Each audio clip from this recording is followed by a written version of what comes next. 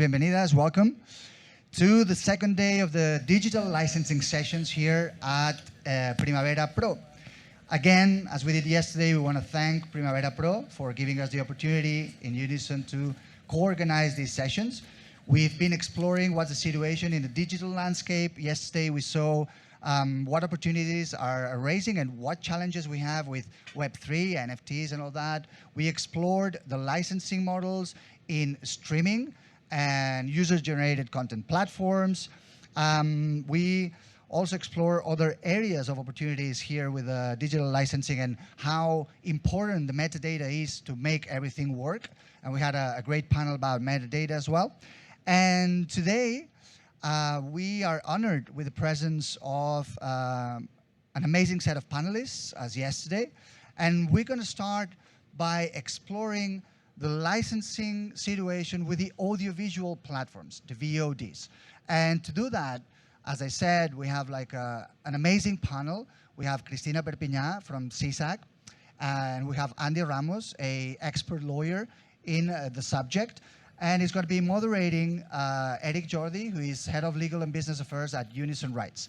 Afterwards, we're going to move to talk about what new sources of revenues are available, or funding, more than revenues, funding are available for small creative businesses, right holders, medium, large, and we're going to see and hear experiences on the catalog acquisition side, on the debt issuance side, and also we're going to learn about the European Investment Fund and the new resources that are going to be deployed to help the creative industries in Europe. But that's going to be afterwards. Now I'm going to leave you with this incredible panel, which I hope that you're going to enjoy as much as we will do. So the floor is yours, Eric. Thank you very much for coming, everyone. Thank you, Jordi. Thanks for your intro.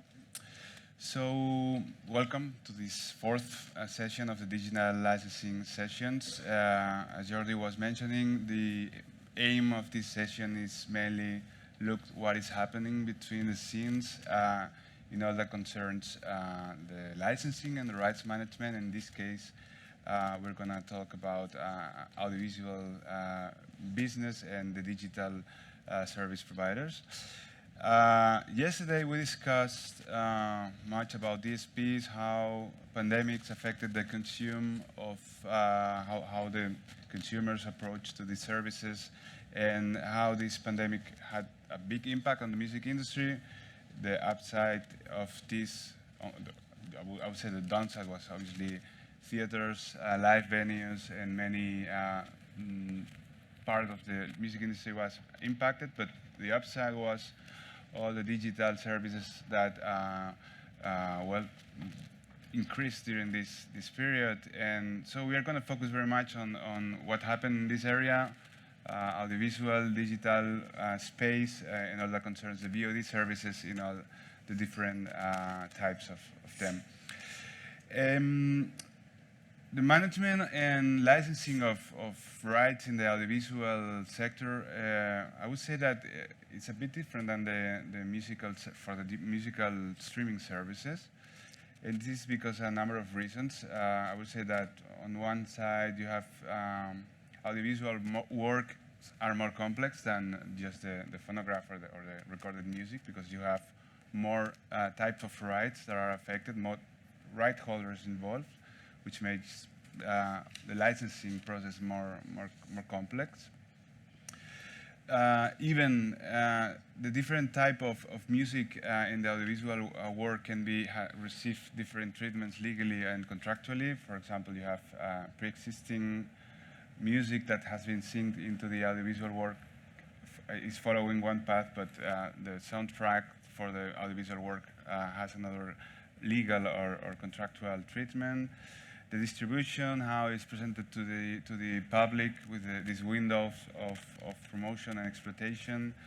The forms of remuneration, also the territorial base of the contracts, the licensing, and the rights and the payment flows is different. So I think that I would say that music licensing to audiovisual works is a rara avis, and we need to focus and look deep into it. And to talk about this, we have two outstanding panelists that I'm going to present a bit. We have Cristina Perpiñá-Robert Navarro. Cristina, she joined CISAC in 2019. She's the director for legal matters and institutional matters. She worked previously as head of legal and regulatory affairs in Sky, and also as the director of digital markets. And she also has an experience on AIE, which is the music performance rights society in Spain, and also she worked on the private practice. So thank you very much, Cristina, for being here. And we have also Andy Ramos, who is a huge music fan and usual suspect of IP. He's on top of all the legal rankings on entertainment and IP. He's here because he has a big expertise on audiovisual. He has some digital audiovisual platforms as clients, and he was co-founder of the NAE, which is the Spanish Entertainment Lawyers Association. He's also the institutional person in charge of the institutional representation. So thank you very much, Andy, for being here. Okay, just for starting, I wanted to ask you a general question about how you see the market of audiovisual digital licensing. Andy, I would start with you. You have some, I was saying you have some clients of this sector. You recently organized a session in the NAE, this association, about Spain as a music audiovisual world. What's your view on what's the moment of the market? It seems to me that it's kind of perfect storm in which we have a race of subscription and things going on in the digital audiovisual platforms, and at the same time in Spain there is a sweet moment with in all that concerns production of audiovisual work. How you see the market? Yeah, first of all, thank you very much for the invitation, and I love what you say, that the first thing that you say about me is that I'm a music lover, and then I'm also a lawyer, and sometimes I have to wear these kind of suits. But yeah, we are in a perfect moment, or at least on the paper, in terms of business, legal. We will discuss all the complexity behind this status. I think that we have a legal offer, the best audiovisual offer in Europe. If you go abroad, I don't think that in any other territory they have as many platforms and with VOD platforms as we have.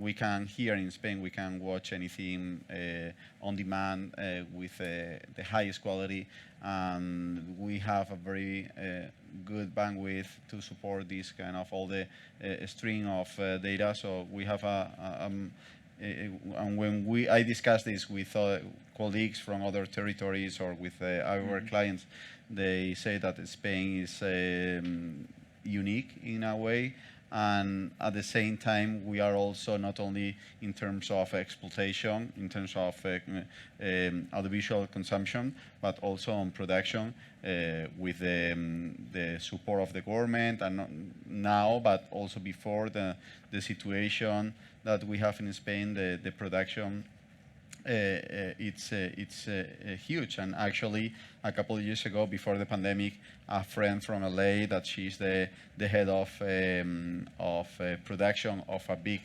platform, she told me that they were trying to find production companies in Spain, and all of them were booked for years. So right now, I think that we have reached the top capacity of audiovisual TV shows and movie production here in Spain. So I think that the storm is perfect, but then we see the numbers, and in Spain we are not yet that used to pay for TV shows, or we compare with our Portuguese neighbors, and the penetration of pay TV there, it's bigger than here in Spain. But in any case, I think that we are creating and growing, and I think that sooner or later the sector will consolidate. I don't know how, but in any case, I think that we are we were talking before about 15 years ago, we are all friends, and 50 years ago in Spain, the situation was with piracy and without the mentality to protect creation and creators, and I think that the situation has changed radically, thankfully. Lovely. Cristina, CISAC every year publishes a report on the collections worldwide, and I was wondering if you know or you can give us what's your view on the figures, particularly on the side of audiovisual, digital landscape, because we're saying that number of subscription activity is growing, but I don't know if there is a correlative increase of collection of royalties arising from audiovisual services. Well, first, I think it's good to explain what CISAC is. So CISAC is the International Confederation of Authors' Rights. So it's an umbrella organization where all the CMOs of the entire world can be members of CISAC. And it's not only for music, it's music, literature, audiovisual works. So CISAC also represents directors, screenwriters, visual arts. So you know from where I come from right now. And CISAC publishes every year what we call, this Global Collections Report. So that reflects the information we collect from all the author societies, members of CISAC in the entire world, of what they have collected, obviously only for authors' rights. I'm not talking about artists or producers. It's only for authors, but of course for authors it's a big source of information of the music revenues and music royalties. So obviously every year we publish this Global Collections Report. It's expected to be published in October this year, October, November. So the last one, which was published, actually shows all the figures of the impact of the COVID pandemic of music, but of all cultural protected works. And of course, the figures were dramatic. There was an enormous decrease in revenues for creators, for composers, obviously because of lockdown, and because there were no concerts, everything was closed. And the only, let's say, success story in the impact of COVID were SVOD platforms. Everybody, I think it was an enormous relief for everybody to have access to music and to film and to audiovisual works. I think many people would not have survived lockdown if it wasn't for audiovisual and for SVOD platforms. So we know that that was where consumers had to resort to because there was nothing else.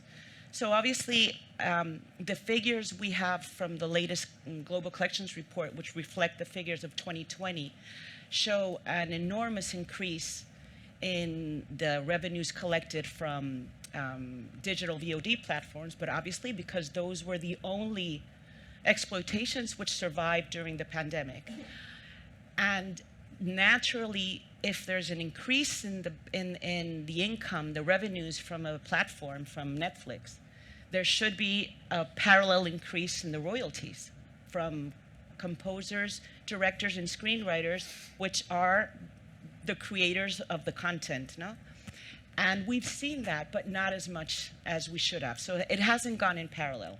So we've seen an enormous increase in the number of subscribers to SVOD platforms, and there's been an increase in the collections, but not even close to what the success has been for the platforms. And we can get into why this has happened. There's many reasons, but probably it's that the creators of audiovisual works, and since I also represent directors and screenwriters, first, it's not harmonized. Legal rights for directors and screenwriters and even composers are not equally recognized in all the countries. I'd say Spain is a very good example because it's a very, very strong protective system for composers and directors and screenwriters, but it's not the same in other countries. And what we've seen is that in those countries which have been able to have good agreements, good deals, good licenses with SVOD platforms, and which are technically capable of administering the information they're receiving from platforms. Those are the ones which have been able to maintain a level of revenues, of collections of authors' rights, where in other countries where they're not so sophisticated, the revenues have just collapsed. And that has been an enormous, terrible impact for creators. Yeah, we can perhaps go much deeper into it, of the grounds of why this is happening. Yesterday we were discussing very much on what's the work needed to properly license music to DSPs, to streaming music services. And I always, perhaps because of, I don't know, our work in Unison, that we have perhaps more license with DSPs rather than VODs, and we had more work with them. But it seems, or we have this idea that licensing music to audiovisual digital platforms is more tricky, more complex, has more rights, it's more difficult. You agree with this idea, Andy? Yeah, and I think that in the creative industries, we all agree that exploiting or licensing music, it's extremely complex. It's very complex to explain to a client from the US with a US mentality, without the notion that we have here with CMOs, and to explain the certain remuneration rights, and hey, we have here in Europe, but it's not the same in France that in Spain, and you have I guess that you have struggled with this. But the scenario is extremely complex. It's complex with just music, with digital music services, but when you add another layer of audiovisual, it's even more complex. And what the digital environment wants, it's simplicity. It's what you want is make things simple.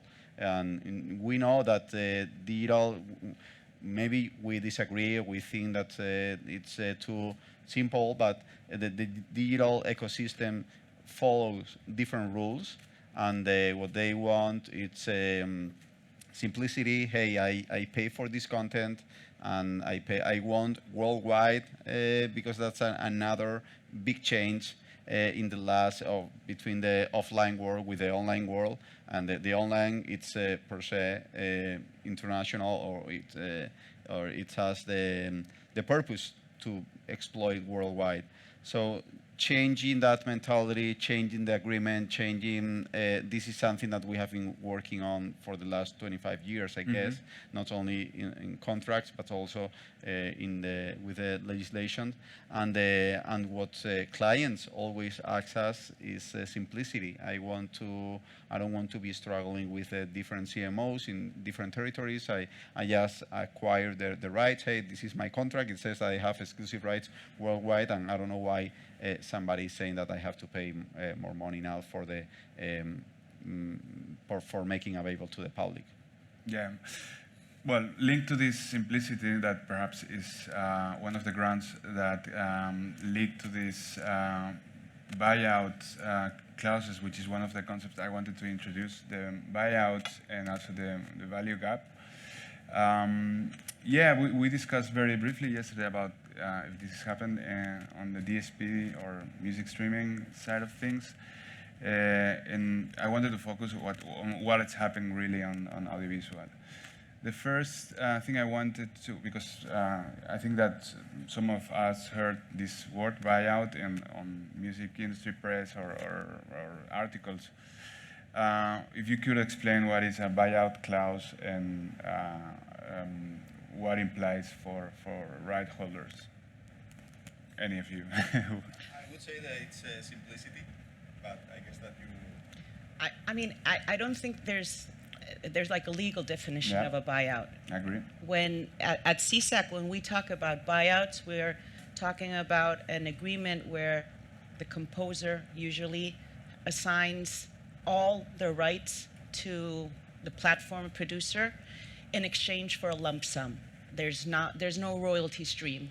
And usually the buyout is for the entire copyright term of the work. and for the entire world. Uh-huh. And it's all types of exploitation. So it's you completely surrender your work, and in exchange you get a flat sum of money, and that's it. So of course, I know there's different types of buyouts, and there's a panel Yeah. which is going to discuss buyouts.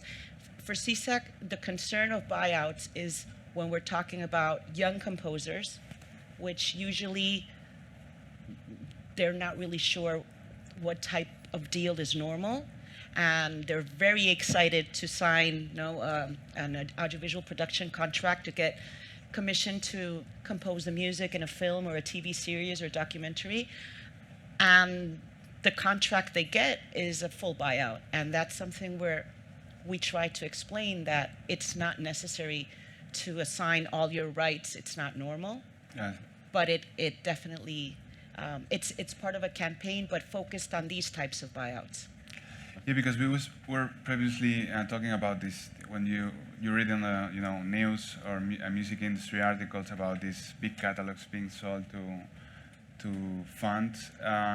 They also use sometimes the word buyout, and I don't know if when we say buyout, it's referring like just to making the parallelism with the Anglo-American thing of the work for hire, let's say, or if Neil Young or Bob Dylan is selling, I don't know, to a catalog to Hypnosis or whatever other fund, is this a buyout also or not? Well, as we said, there's I don't know if this is working. Yeah, it's working. So there's not a legal definition of buyout, and we can discuss if this kind of selling of catalogs to funds are buyouts. I would say that anything that the author or the creator of, in this case, of a musical work, assign it for a lump sum without receiving any money in exchange in the future, and in some way he will not be a participant of the success or the failure of that work. So it's a buyout. In the audiovisual industry, a buyout it's very connected with work made for hire. That we don't have that figure, by the way, here in Spain, and in the US, in the UK, they do in the Copyright Act. So, and there is a presumption of assignment in favor of the person that commissioned that work. And in that case, even in the States, the author is considered who commissioned the work, which for our European mentality, Totally. that's absolutely insane. But it works. I mean, it works. We have a more protective environment for authors. But I like freedom, and I like when I'm a huge supporter of the collective societies and collective management. But at the same time, I'm a huge fan of freedom. And if an author, I have clients that they said, for some music, I prefer to use this regime, and I prefer to ask a CMO to manage my work, but for authors, for some specific uses, and because of the client is paying me more money in exchange of this buyout, and I waive, and I assume that risk of not receiving more money in the future for royalties for the exploitation of the work, I go for this other model. So I think that another story are funds that they are buying for a lot of money the catalogs that before this session we were discussing. I think it makes all sense for me. I think it makes all sense for very stable catalogs that probably they will be exploited, or they will be enjoyed in 20 years like now, or even more if the author passes away and there is an increase on the, and if you have like an active strategy of trying to make profits out of it, I think it makes all sense. I don't know if it's called a buyout, or I don't know if we should name it buyout or tag it, but in any case, I don't know if they will receive any royalty in these kind of deals. They will receive any royalties in the future. But the model or the concept itself, I think it's if it works for both parties, why not? No? Yeah, Cristina and CISAC, you launched a campaign about this concrete topic, which is what's called Your Music, Your Future. Can you explain us a little bit about what's the approach of that? What's your aim with doing that?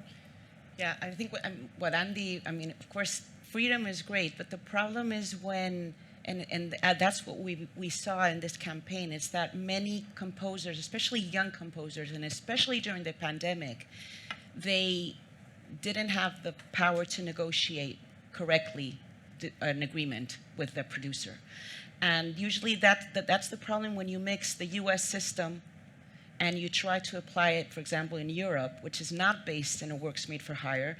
So what we saw is that there were a lot of composers, especially young composers, which were, I wouldn't say forced, but they weren't very aware of what they were persuaded. They were persuaded to sign an agreement, which usually was for a production. Maybe it was a French composer with a Spanish producer for a documentary which was going to be shown on a VOD platform, and it was subject to the law of California, which makes absolutely no sense because it has no connection with the US. The only connection with the US was maybe that it was going to be shown on a US SVOD platform. So that's when CISAC started to get interested in this, because we're not talking about successful artists which have a lawyer like you, which you may say this is a good deal, great. We're talking usually about composers which really don't know that that's not what they should be signing, or that they're not even aware that by signing the buyout, they're never going to get any royalty from the future success of their music. Many times it's even music which is composed part of a film or a documentary. They can't even exploit that work separately. So they can't put the music on Spotify. They can't use it completely independently because they've signed a buyout. Which in some cases, if they get a lot of money for this, it's great because maybe that work is never going to be popular. But the problem, I think, and that's where CISAC intervened, is that in most cases, composers just don't understand what they're signing. They think that's normal. And it's not normal in Europe. In most countries, it's the principle of collection of royalties. It's based on a proportional right linked to the success or not success of that work. So if a work or if a documentary, if audiovisual work is successful on a platform, the composer of that work has to be successful. Yeah. If it's not, then they shouldn't. So it is always a risk, but naturally it should be proportional. So when we realized this, which was going on, because it's happening everywhere, it's not just in Europe, all over the world, there are buyouts, and there's a lot of pressure for especially young composers to sign buyouts. So we started this campaign. It started in the US, actually, which is this Your Music, Your Future campaign. It's an awareness-raising campaign. It's so that composers know that when they sign a buyout, this is what happens. And if you understand and you're happy, fine. But just so that you understand that maybe you don't have to assign the rights for the entire copyright of the world. It's not necessary. Maybe you can just assign some rights. Maybe you don't need to sign the rights for music exploitation to give you rights for a concert. What does that have to do, with an audiovisual production? So we started through the US website, which is Your Music, Your Future. We made it global. So it's Your Music, Your Future International. So we have the Spanish version, the Portuguese version, the German, because each country has a different legal regime, so we try to adapt it. But it's not a very complicated legal campaign. It's more so that composers, when they see, oh, is this normal? And especially that they understand that, because they're afraid of being blacklisted or of some type of retaliation if they don't sign the clause, that they understand that many of their colleagues have had the same experience and that they should check. Maybe they have to go to their their CMO, they should go to Sky or to Unison to Unison, find out what is that normal to get legal advice. I No, mean, it's yeah, normal. definitely. I mean, it's your work, and your. Totally. Why should No. you give the rights for the entire? And actually, I think that's the key. And I don't know if you have a different view on this, but at the beginning of the internet, that's my experience. A lot of composers work for free in exchange of the rights that they afterwards would receive from CMOs, PROs, etc. So they were willing to work for free in exchange of basically the fees that or the royalties that they would collect from for the communication to the public from PROs. And I think they understood that. They understood that I'm doing this work for free. I'm not getting paid for actually working, because this is something I always try to explain to clients. Hey, something is your work, the time that you are investing to make a work, and another, it's the rights that you are generating and you can assign, and both have to, they have to be separate, and you have to give value to both. It's not that something comes with the other, but we have to at least mentally differentiate it. And I think that back in 15 years ago, they understood that they were working for free, but they were expecting, because they expected incomes when the work would be exploited. Now I think this is the problem. They understood that, but I think that now they don't understand that they are working for money, but they are not gonna get paid at all in the future. And I think it's a matter of go to a lawyer if I don't know, if we need advice on medical, or if we are going to build a house, we go to an architecture. If you are going to assign a contract and it's a contract for 10K, 20K, or whatever, go to a lawyer, get advice, or go to your CMO. They have a very good department, members department that they explain all this. And as I said, if you think that for this specific repertoire, this model fits, so go ahead. If not, don't go through that model, because I agree that right now, not only in the audiovisual but also in the video game industry, the production and developers, they are counting on authors that they know that they will get all the rights. But the reason is not, obviously nobody wants to pay money, but the reason I think that it's more simplicity, because the platforms, as you know, they don't produce, they commission that work to production companies, and they ask production companies for the full rights of all the audiovisual recordings and all the works underlying therewith. So they try to simplify the whole process, and for that reason, the author needs to understand what your rights. You have to know a little bit your rights. And do you think that the copyright directive will change this landscape, in the sense that we discuss a lot, or media especially, about Article 13, or now 17, but there's the Article 18, which states the principle of appropriate and proportionate remuneration. We have Recital 73 of the directive states a lump sum payment can also constitute proportionate remuneration, but it should not be the rule. Do you think that this, the 2019 directive, will change the landscape, or the grounds for this discussion we are having now, in the sense that will promote or prioritize a proportionate royalty remuneration system rather than lump sums? I think that the Article 18 of the Copyright Directive, first, it doesn't refer to proportional remuneration, which was the lobbying which this, especially with this author societies did. Words are important. It was to make it a proportional remuneration, not a proportionate. So, and in fact, if you see the French transposition, they actually changed the word In French, they protect They put culture it very like- well. Just trying, no? And it's a proportional, it's proportionnel, not so there they played with the words. The problem with the Article 18 is that it's not proportional, it's proportionate.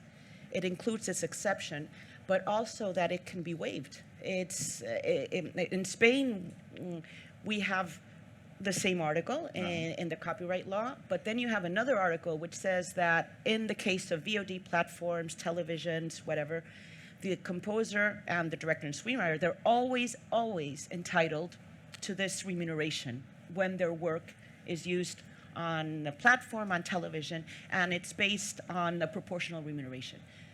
And that's what's missing in the copyright directive, because the copyright directive says that it should be proportionate. It does not say that it's unwaivable. So you have it in the law, but if it's the same problem, if Netflix, or I don't want to say Netflix, a big SVOD platform comes and says this contract is going to be subject not to Spanish law, but to the law of California, then they're waiving and they're circumventing the Article 18. So I think Article 18 is the principle, but it's not mandatory. And I think the key is going to be how it's going to be implemented. I think Spain has a very, very good legal regime. It's not necessary to change anything. It is already very, very protective. But I think in other countries, because of course the problem in Spain is that when a VOD platform comes to Spain, they have to pay for rights which they do not have to pay for in other countries in Europe. That's right. And this would have been a good moment to harmonize the rights for other composers, so everybody has rights to these remuneration in all types of exploitations, which is not harmonized.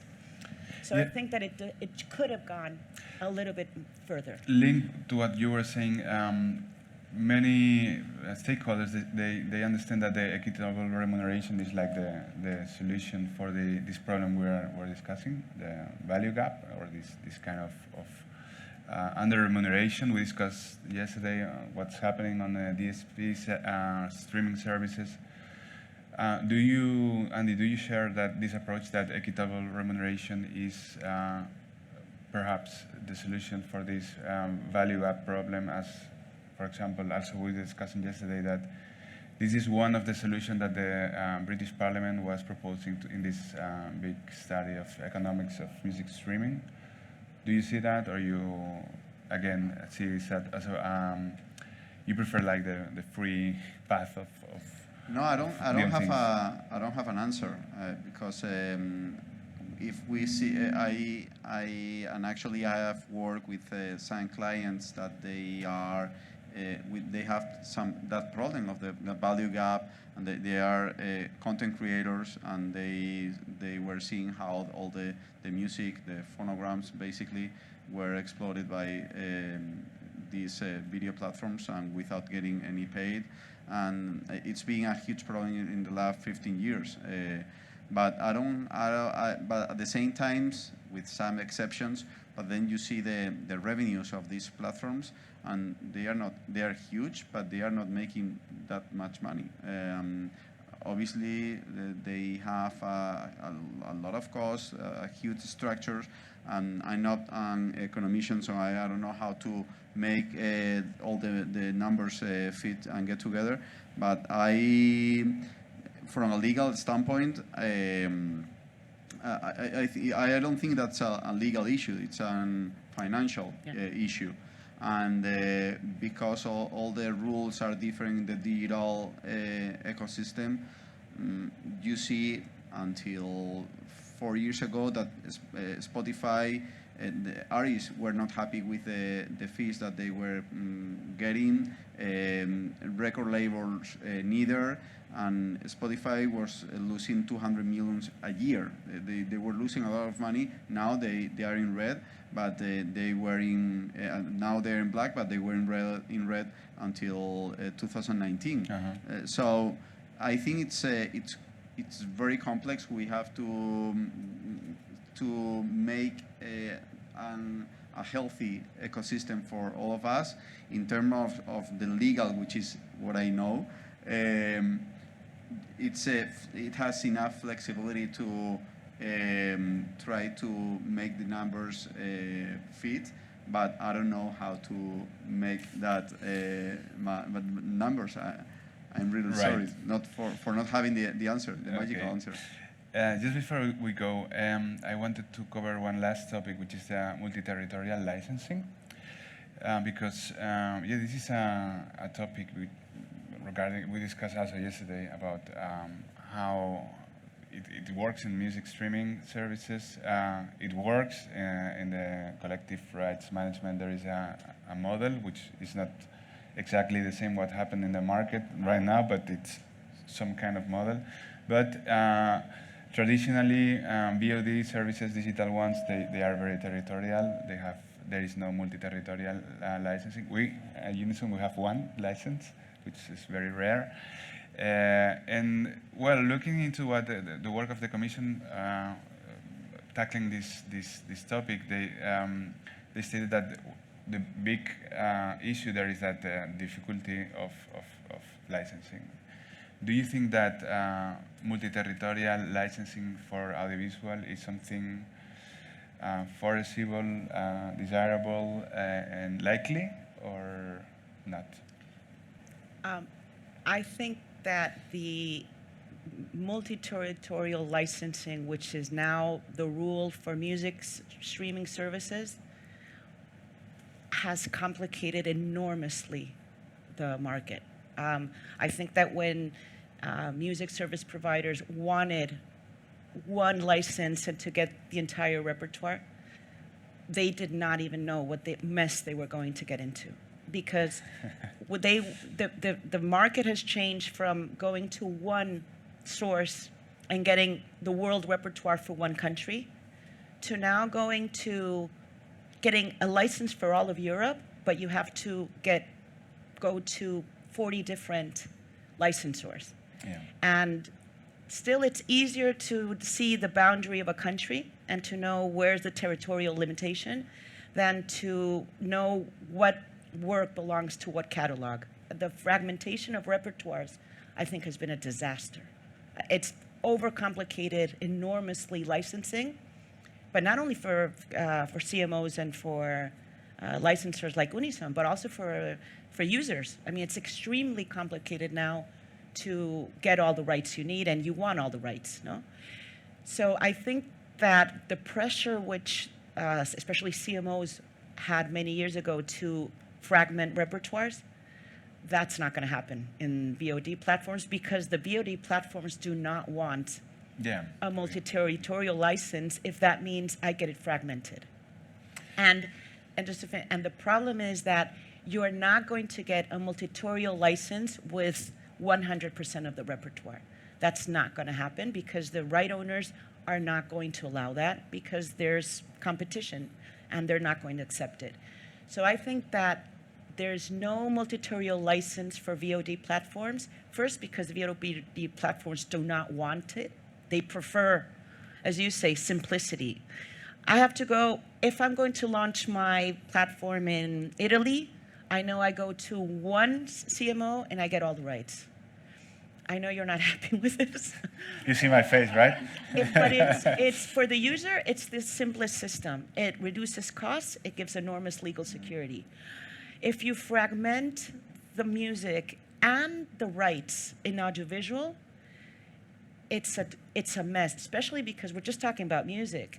Directors and screenwriters' rights are not even harmonized. So you would need a specific legal expert in each country for each catalog which you're buying, which I think would just be extremely complicated, especially for the exploiter. I'm completely sure that somebody said exactly the same for the music streaming services before. Yeah, maybe. Andy? No, but unfortunately, most of these VOD platforms are from the US, with the exception of Filming, which is and Rakuten. It's now it's Japanese, but both were born here in Barcelona. But in the US, they are very used to this fragmentation of repertoire. and they know networks in the past. They have before producing something which is audiovisual work, that here in Spain you have the blanket license and you can use, and you don't have to worry about, hey, we have to use this music, or you have to use this song. In the States is the production cycle is completely different, because beforehand you have to pick and you have to learn what kind of music you can include in your production, because maybe a network has a license from one licensor but not from the other. So they were used to that. They were used to knowing that they don't have the whole repertoire, and they have to select the music that they could use in their audiovisual. And that's the reason why they are looking. We were in the past, we try to find this simplicity through CMOs and through the universal repertoire. They were trying to find it through buyouts and say, hey, I have all the rights, assign me all the rights, and I don't have to worry about this mess that we have in Europe. I probably right now we are in the. It's normal when something is being created, and we have to find different. Now we think that with music, online music, the model is the subscription model, but we have seen a lot of corpse on the way. We are also fighting to find the right model, but for audiovisual VOD platforms. I like Article 18 in Spain. We have had it since 1987. It has worked. Yep. Thanks to Antonio that it was there, and it has worked. In Germany they had it. It has worked, and I think that's a good way to try to balance this nightmare, this legal nightmare. Lovely. Well, now we can move on to the questions by the audience. But before, I want to thank you again. We're super thankful for you being here, and please an applause for the panelists. So here we go. Any questions on the floor? I see one there. Yeah, the beat, Yeah. Watch out, David. Hi, everyone. Hi, good morning. David from Unison. Not doing a tricky question, just Cristina was talking about Article 18 and how it can be waived. And although, everybody lobbied for that, although the final version was not with proportional but proportionate. But there is another article, Article 20, which is the contractual revision mechanism, which in a nutshell would allow for revision of contracts. We also have it like I think in Spanish law, Portuguese law as well.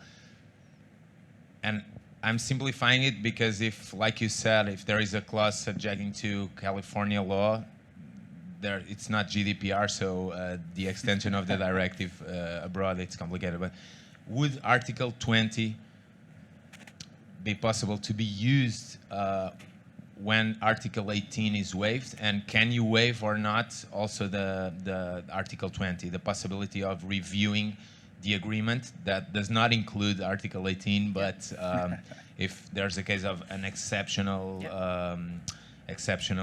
exploitation of the work, creating more revenues. Also, just a side comment, and this is not like on the licensing or legal. This is like we call it in Portugal, o peixe com o rabo na boca, the fish with the tail in the mouth, because like Andy was saying, regarding if SVOD platforms, they come to, not Spain, but to Portugal, and they hire local producers, and the producers, they have to buy all the rights.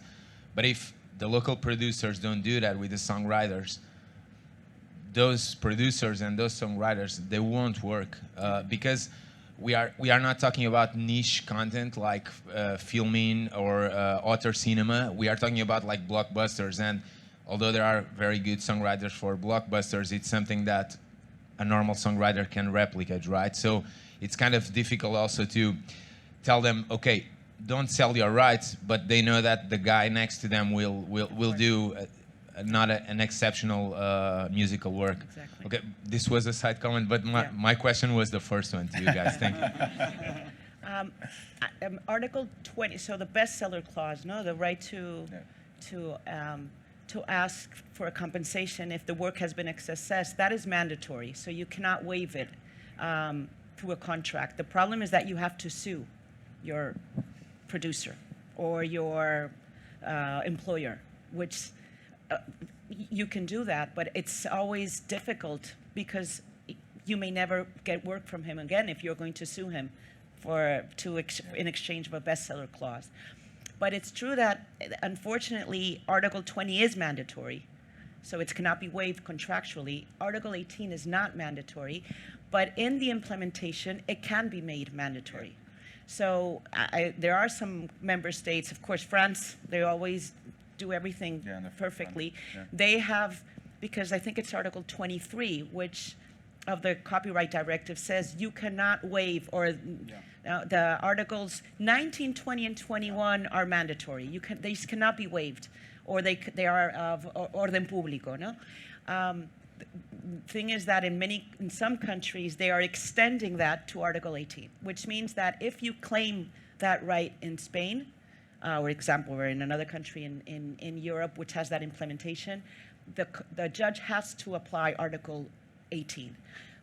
But again, the thing is, it's implementation. That's why, and even if you have this Article 20, as you mentioned, and you don't want to be blacklisted, that is why having an unwaivable remuneration right, if the exclusive right, because I think the best is an exclusive right, and if the CMO or the rights management entity works correctly, it's no problem, it's perfect. There's no problem for the user.